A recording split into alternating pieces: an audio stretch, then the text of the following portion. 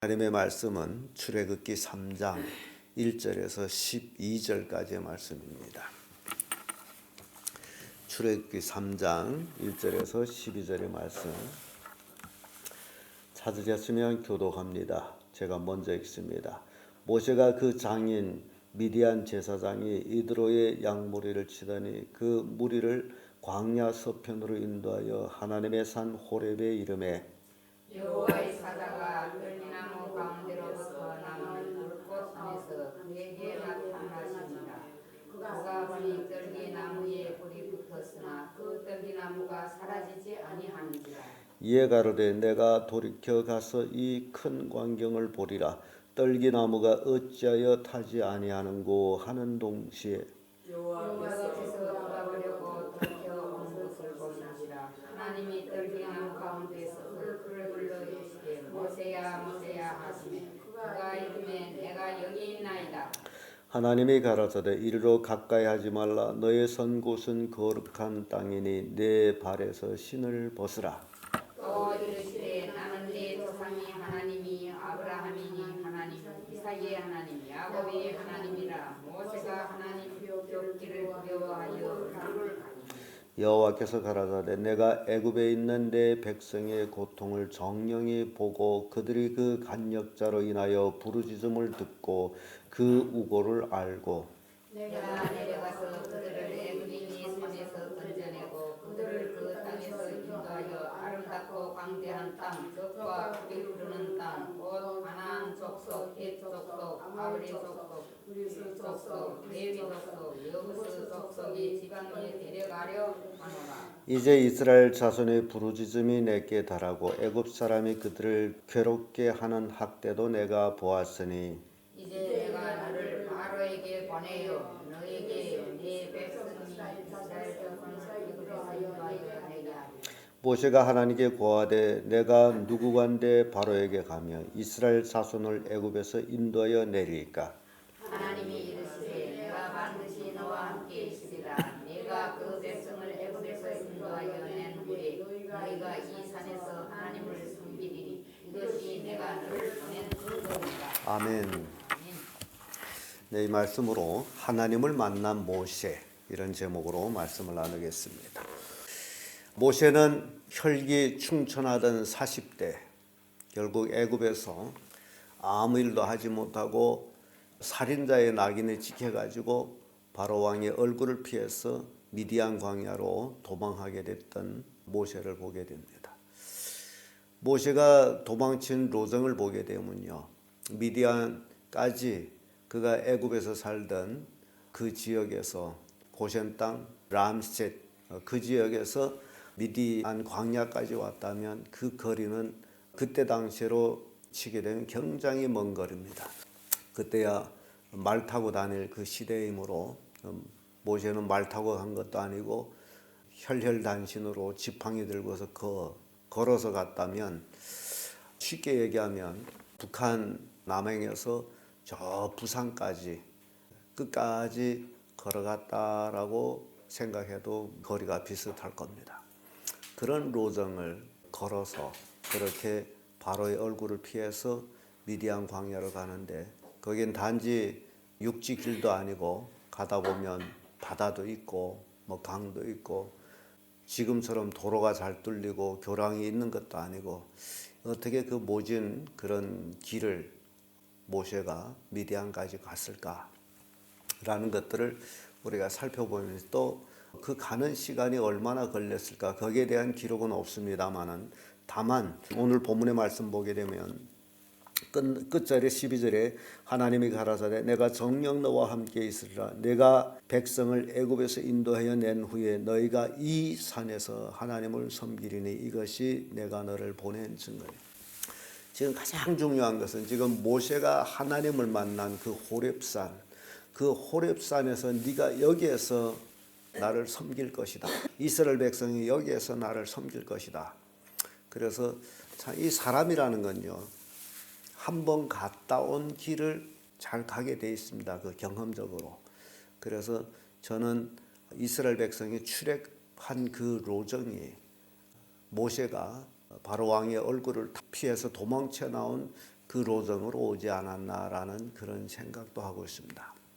다만 거기에 대한 기록이 없으므로 모세가 홍해를 어떻게 건넌지에 대해서는 아무도 모릅니다. 아무튼 그렇게 애들어 왔든지 어떻게 왔든지 간에 모세가 미디안 광야에 이르기까지, 그리고 그 혈기 충천하던 40대가 이렇게 서서히 사그러져 가지고 모세가 미디안 광야에서 이드로 장인 어른의 양모리꾼으로 근 40년이라는 세월을 보내고 있다는 사실입니다.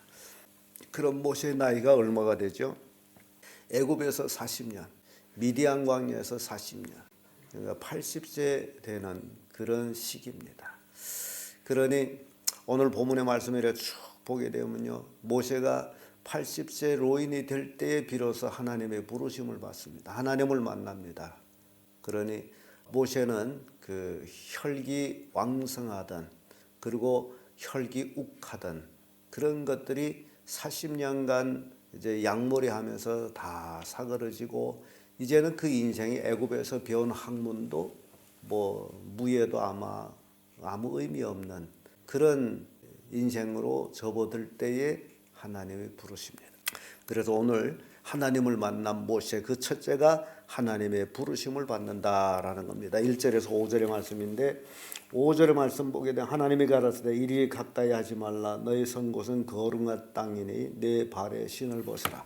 모세가 양을 치면서 이제 하나님의 산 호렙, 그래서 지난번에 우리가 그 모세의 그 출애굽기 로정을 우리 영상을 보았습니다마는, 그 영상이 나오기 전에 호렙산은 엉뚱한 곳에다가 표시해 놓고 있는데, 지금은 그 영상이 나오고 그 영화까지도 나와가지고 이제 호렙산은 미디안 광야에 있다라는 것을, 지금 모세가 미디안 광야에서 호렙산에 이르렀지 다시 홍해를 건너가서 호렙산에 이른 것은 아닌데, 그래서 이 성서 지리적으로 오차가 생겼던 것들이 지금 수정이 되고 있다는 사실이죠.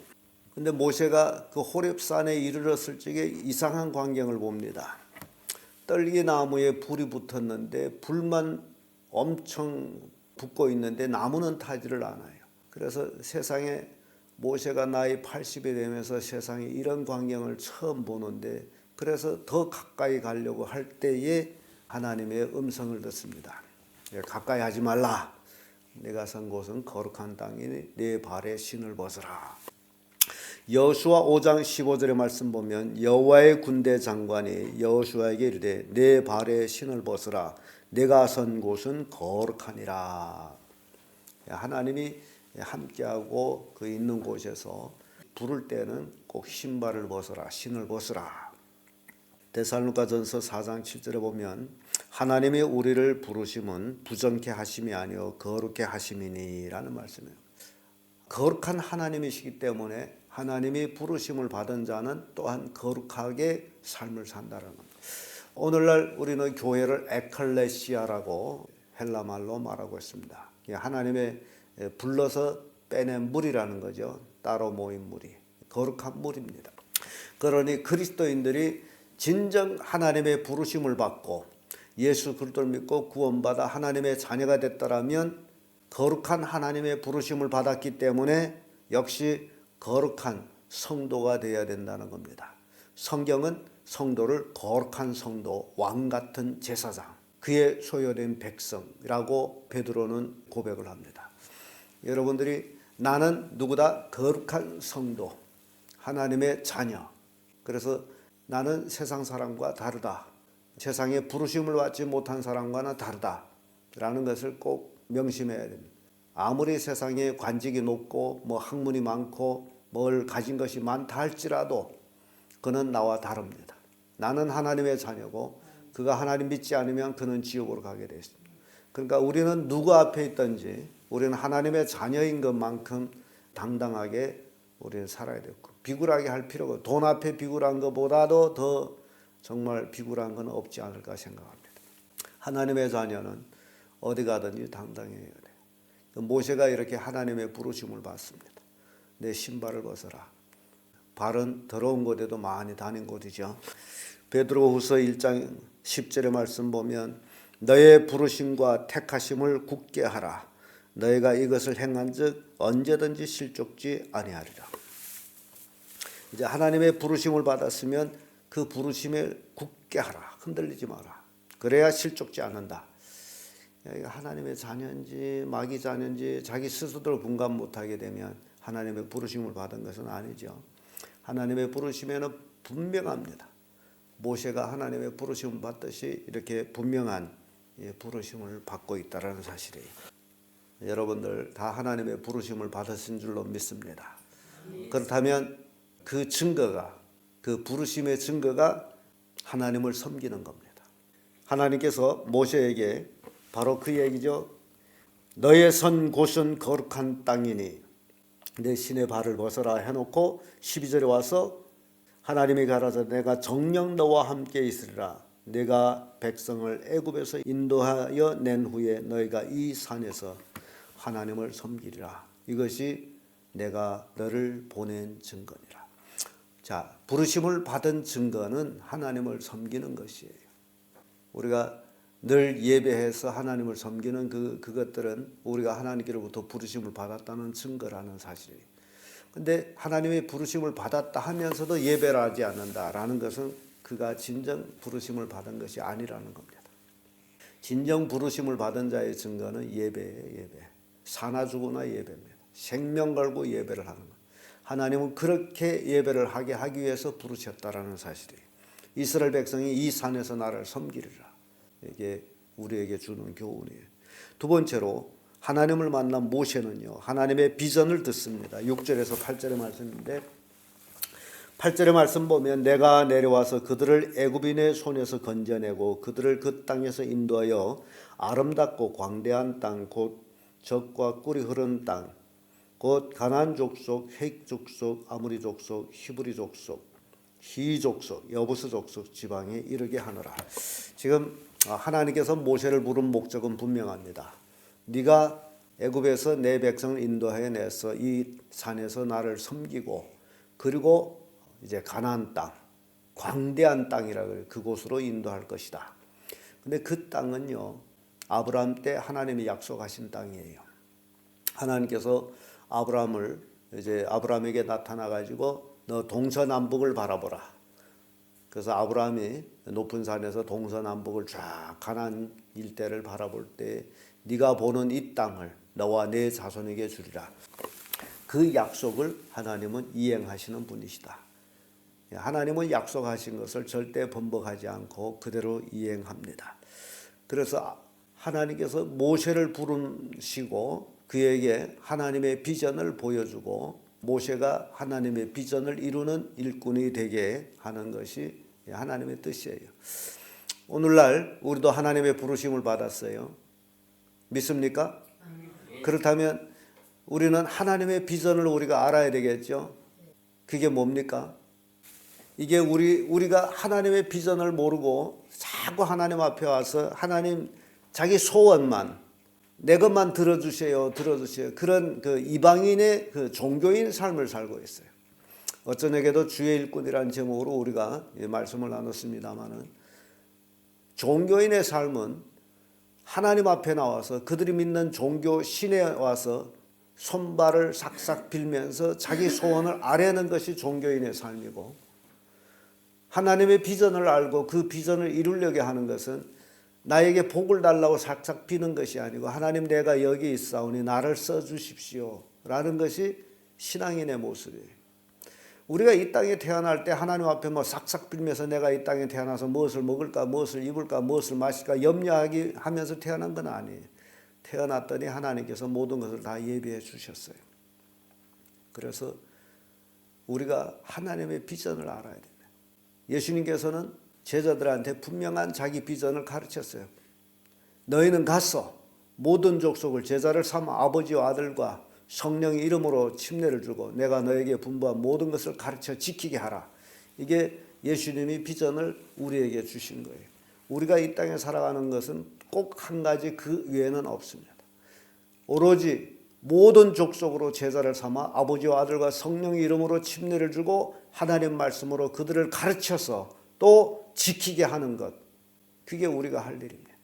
근데 많은 성도들이 하나님의 비전을 잊어버렸기 때문에 예수 믿으면 복 받소, 예수 믿으면 건강해지고, 예수 믿으면 자녀가 잘 되고 뭐 등등 이런 종교적인 것에 입각해가지고 그것이 신앙이라고 착각하고 있습니다.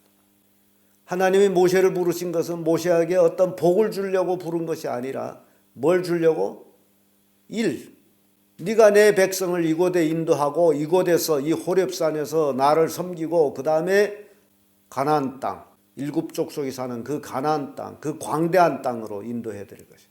이게 하나님이 모세를 부르시고 그에게 비전을 보여주시고 모세는 그 비전을 듣습니다. 창세기 50장 24절에 요셉이 그 형제에게 이르되 나는 죽으나 하나님이 너희를 권고하시고 너희를 이 땅에서 인도하여 냈사 아브라함과 이삭과 야곱에게 맹세하신 땅에 이르게 하시리라.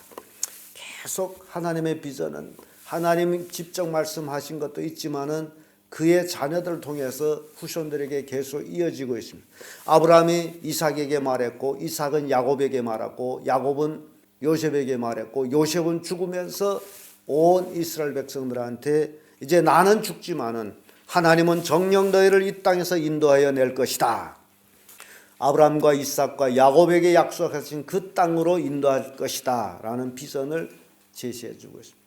그러니 모세도 그 비전을 인간의 말로 통해서 들었을 것이고 유전으로 구전으로 그리고 또 하나님께로부터 직접 호렙산에서 그 비전을 듣습니다. 창세기 46장 4절에 내가 너와 함께 애굽으로 내려가겠고 정녕 너를 인도하여 다시 올릴 것이며 하나님께서 야곱에게 하신 말씀이죠. 이렇게 하나님의 비전은 분명합니다. 우리가 신앙생활하면서 복을 받고 안 받고를 그거는 의미가 없어요. 이미 우리는 복받은 자들이에요. 예수 그리스도를 믿음으로 하나님의 자녀란 우리는 칭호를 가졌습니다. 그보다 더 큰 복은 없어요. 그런데 그 큰 복을 받고서 세상 사람들이 추구하는 자지구리한 그런 것들을 추구하고 있다는 게 얼마나 하나님도 안타깝게 야 임마 모든 것을 하늘나라를 너한테 조건을 엉뚱한 것을 구하고 있느냐 안 그렇습니까? 이미 하늘나라에 황금집을 주었는데 이 땅에 뭐 벽돌집을 구하는 여러분 생각해 보세요. 얼마나 하나님 보시기에 어리석은 자들이냐고. 하나님 모든 것을 주었는데 또 달라고 하나님의 일은 하지 아니하고 달라 눈에 보이는 것만 받은 줄로 착각하는 그런 삶 이게 불신앙이 아니고 뭐겠습니까? 우리는 모든 것을 가지고 있는 사람들이에요. 그걸 여러분 정말 마음속 깊이 믿으시길 바랍니다. 모든 것의 소유자가 우리가 누구의 아들이에요? 하나님의 아들인데 하나님 것이 다 내 것인데 그런데 엉뚱한 것을 달라고 구하는 그것이 하나님 보시기에도 안타까워요. 야, 좀 믿음의 사람이 되거라 하지 않겠습니까? 하나님의 비전을 이루어 나갈 때 모든 것이 다 그대로 이루어지는 것인데 하나님의 일은 하기는 원치 않고 육신에 보이는 것만 구하는 그 육신의 사람, 영의 사람이 되지 못하는 것 이건 우리가 회개해야 될 일입니다. 끝으로 하나님을 만난 모세는 사명을 받습니다. 9절에서 12절의 말씀이죠. 10절의 말씀 보면 이제 내가 너를 바로에게 보내어 너로 내 백성 이스라엘 자손을 애굽에서 인도하여 내게 하리라. 분명하죠. 이제 네가 이 광야에서 40년 동안 양모래한 너를 이제 내가 보낸다. 누가 보내요? 하나님이 보내는 거예요. 뭘 하려 보냅니까? 이스라엘 백성을 애굽에서 이끌어내기 위해서 누구한테 보내요? 바로에게 보내요. 바로는 애굽의 왕이죠. 이제는 하나님의 대사로 바로 왕을 찾아가는 모세가 된다는 거예요. 사명을 분명한 사명을 주었어요. 하나님 부르심을 받고 하나님의 비전을 듣고 그리고 하나님께서 사명을 주어서 보내는 그 내용을 우리가 쭉 읽어봅니다. 히브리서 3장 5절에 가보면요. 모세는 장래에 말할 것을 증거하기 위하여 하나님의 온 집에서 사원으로 충성하였고 하나님의 사원으로 모세가 충성하였고 이게 하나님의 부르심을 받은 모세입니다. 자, 하나님의 부르심을 받은 사도 바울 그도 그런 고백을 합니다. 사도행전 20장 24절에 나의 달려갈 길과 주 예수께 받은 사명 곧 하나님의 은혜의 복음을 증가하는 일을 마치려 하면은 나의 생명을 조금도 귀한 것으로 여기지 아니하노라. 사도 바울도 사명이 분명했습니다. 내가 하나님께로부터 받은 사명, 여러분들은 어떤 사명을 받았는지 그것이 분명해야 됩니다. 바울은 복음을 증가하는 일을 마치려 하면은 이게 하나님께로부터 받은 사명이에요. 복음을 전하는 일. 이 복음을 전하는 일을 마치려 하면은 나의 생명을 조금 더 귀한 것으로 여기지 아니하노라. 복음 전파와 나의 생명, 그러니까 생명을 걸고 복음을 전하는 것이 바울의 사명이었습니다. 그러면 우리의 사명이 뭡니까? 모세는 하나님께로부터 분명한 사명을 받았어요. 하나님의 보내심을 받습니다. 어디로 보냅니까? 애굽으로 보냅니다. 애굽 왜 보냄을 받습니까? 애굽의 이스라엘 백성을 구출해내기 위해서 보냄을 받습니다. 자, 그렇다면 오늘날 우리의 말로 한다면 우리도 하나님께로부터 분명한 사명을 받았어요. 우리도 애굽으로 보냄을 받은 겁니다. 애굽은 우리에게는 세상이에요. 그러면 세상에 뭐 하려고 합니까? 하나님의 자녀를 인도해내기 위해서 우리는 세상으로 가는 사명을 받았다. 그 인도해내는 게 뭡니까? 복음을 전해서 그들이 세상에 머물지 아니하고 예수 그리스도를 믿고 하나님의 자녀가 되게 하는 것, 그들을 천국으로 인도해내가는 것, 애굽 백성을 애굽에서 이스라엘 백성을 이끌어내서 가나안 땅으로 인도하는 것. 가나안 땅은 오늘날 천국으로 묘사되기도 하죠. 젖과 꿀이 흐르는 땅, 하나님의 축복의 땅. 우리의 사명이 바로 모세가 받은 사명과 똑같은 것입니다. 사명을 받았으면 어떻게 해야 됩니까? 사명을 완수해야 돼요. 어쩌나게도 제가 말씀을 드렸습니다. 왜 아직까지 생명이 붙어 있습니까? 할 일이 있다고. 그 일을 하고 나면 때가 되면 하나님이 데려가십니다. 하나님이 하라는 일은 안 하고 엉뚱한 일만 하는 사람들이 얼마나 많습니까? 그러면서도 자기가 하나님의 자녀라고 착각하고 있습니다. 자, 오늘은 우리 본문의 말씀을 통해 가지고 하나님의 만남 모세를 우리가 살펴봤습니다. 모세는 하나님의 부르심을 받고 하나님의 비전을 듣고 그리고 하나님께로부터 사명을 받았다라는 사실. 이것이 또한 우리에게 주어진 말씀이라는 사실. 명심하시기를 예수님의 이름으로 축복합니다.